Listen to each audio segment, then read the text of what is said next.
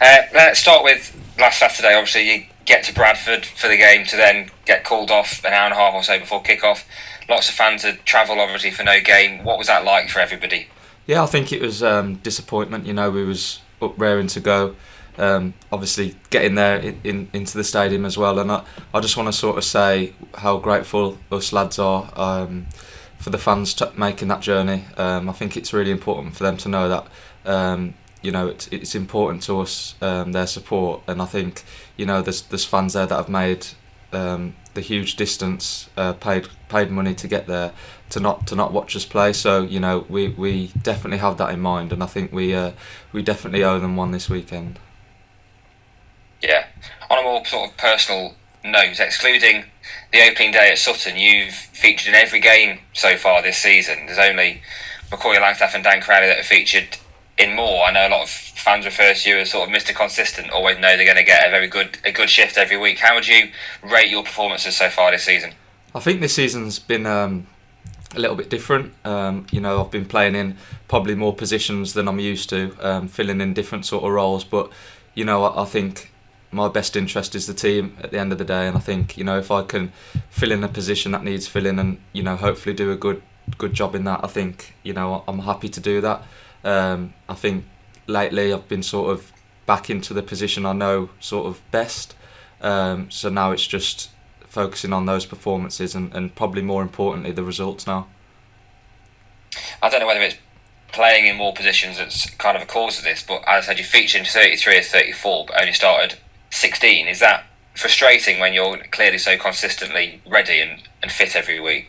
I think every player you talk to would say they want to play every single minute of every game, and that's no different to me.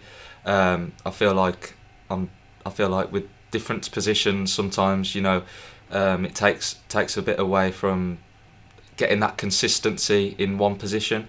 And if that's the role that I've had to play this season for the team, then I'm happy to do that. Yeah. You are sort of now in a more attack forward role. What's it like being a forward player that's in a team that has the joint best attack in League Two, the best goals per game in the entire EFL, playing alongside the likes of Jody Jones, Corey Langstaff, Dan Crowley, David McGoldrick, all the rest of them? What's that like to be a forward player amongst that? Oh, it's brilliant. In training every day as well, it's great, and especially that the quality the boys have. It's sort of down to you to get in the position, and the ball's coming. I think that's what I've been focusing on when I've been on the pitch, just making sure I'm entering the box and they'll find you. What's different for you, would you say, under Stuart Maynard compared to under Luke Williams? I think ideas from both managers have been really good, and I think the way that we want to play, there's sort of some similarities in that as well. I wouldn't say there's loads of difference. I think now it's just getting used to those new sort of ideas and start putting them into performances, into results. There's been a lot of talk recently, obviously, about the defending, the amount of goals being conceded, and all of that. For more attack-minded players like yourself, how much of a case is it that you have as much responsibility defensively as anybody else in the team? Oh, 100%. I think it starts from us. So we have to make sure that our intensity is right as well, because if it's not, then it's just going to filter down, and the team are going to get more attacks. So it's definitely just as important. We're on it as well as everyone else. Had a real tough run of fixtures since Stuart Maynard's come in the last sort of 2 months or so. In the next 5 games, you don't play any of the top 9. How important is that in the sort of playoff chase, or is it just game by game? I think you can look at it now, with the missed game on Saturday. These last 12 games are sort of a mini season as it was, and I think it's really important now to focus on results, because that's what's going to get us up the table. And how strong is the belief within the camp that finishing inside that top 7 is still very much achievable? Oh, the belief's always been there, and I think especially now after the results we've had, we really want to please the fans. They support us all the time, and their frustration is our frustration as well, and it's about time we put it right. Cheers, Sam. Good luck Saturday. Thank you.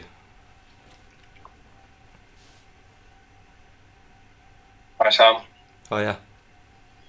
Obviously, at home again on the Saturday, and with how the recent home games have gone, it's important that this next game against Wimbledon is sort of a tone setter in a positive sense. If you can get that first win for Stuart Maynard, especially at home. Yeah, it's very important. Like I said earlier, I think we're at the stage now of the season where results are massive, and we're going to be doing everything we can to get 3 points. You've obviously touched on it just there about obviously your availability and how you've been there throughout the whole season. But you've had obviously quite a few sub appearances. Is it difficult in that sense to build momentum, particularly since Maynard has come in and you've been coming off the bench, or has your attitude just been to take every opportunity you have? Yeah, I think it's important, especially if you're not starting every game, that you're training to a high standard, because that's where you're going to get your work, and if you're not getting the minutes on the pitch. So I think it's trying to be consistent training, and training's been great. It's been tough, and that's what allows players to come off the bench and make sure that they're ready to come on. And I guess in your case, versatility is important as well. So you've played a few positions as well, and having that skill in your armoury where you can shift into a few different places helps you in that sense, I guess. Yeah, I think if I think it's down to sort of learning the game. It helps massively with that. Listening to everyone's ideas on different positions. Don't just stop and listen to when management are talking about your sort of position. Listen to other positions. Because you never know, you might need to move into that position or do a job there, and it's important the role just as much as players that play in that position do. I guess the added freshness that you might have had this week, obviously with the postponement, which is unfortunate, but looking at Wimbledon, who've played in midweek, I guess you hope that's sort of an advantage that in your case going into this game. Yeah, we've been training really hard this week, and all focus is just down to Saturday.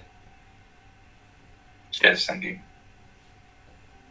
Hi there, Sam. Not many from me, but firstly, Wimbledon have just a few months ago beat the likes of Mansfield.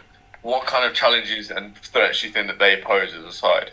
Yeah, I think they're a very good side. We found that out against them, when we played away. So we're expecting a really tough team against, but one that we're very confident, we can go and play well and hopefully get 3 points.